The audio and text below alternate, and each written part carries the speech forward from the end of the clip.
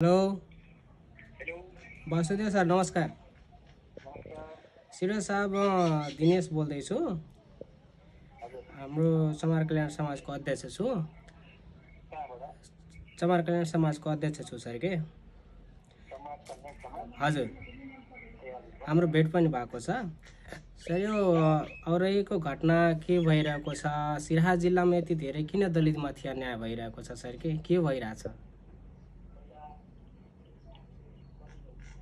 Hello अब घटना भएको कुरा त अब हाम्रो नोटिसमा अस्तिको दिनसम्म कुनै पनि आएको थिएन होइन। हजुर अब अस्तिको दिन चाहिँ मिडियाहरूमा न्युजहरू आएपछि हामीहरूले थाहा पाएको हो। हजुर अब थाहा पाएपछि हामीहरूले बुझ्न एसपी साहबलाई मैले पठाएको।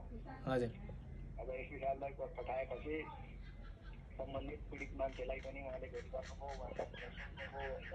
हजुर अब अहिले प्रारम्भिक रूपमा उहाँले म सहमतिकै सरेको हुँ भनेर त्यो भनिहाल्यो।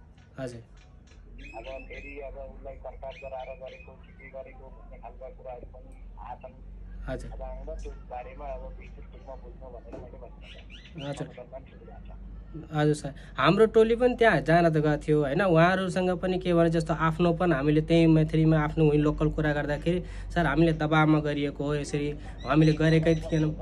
हजुर जस्तो त दबाब चाहिँ अब जस्तो अहिले त पत्र पत्रिका मिडियामा त एनजिओले दबाब दियो के गर्यो हजुर गरे त्यो घर भत्काउने गोबर चलाउने सिडिओले गर्यो भनेर आइबस्छ नि त।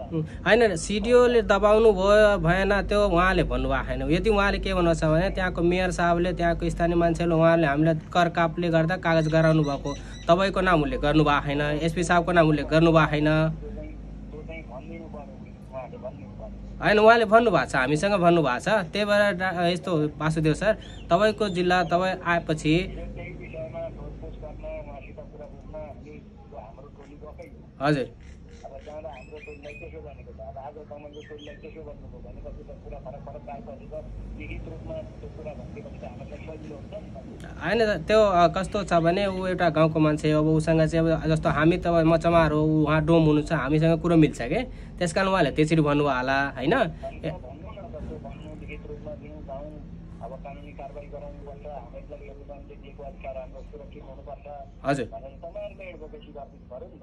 होइन सर, हामी त्यो त गर्न तयार छौँ। अब तयार छौँ एकदम। त्यही त हजुरले चाहिँ त्यो अब उसलाई चाहिँ मेयरलाई भयो, त्यहाँको बाबा साहब जो छ जनमतको पालिका अध्यक्ष जो छ। कस्तो अप्ठ्यारो छ भने अब बोलायो भने फेरि के अरे दबाब दिन बोलायो भन्ने भइहाल्छ। अब हामीहरूले बोलाउन पनि सकेको छैन उहाँलाई। हजुर उहाँ आफू स्वतः स्फूर्त के अरे आउनु भएको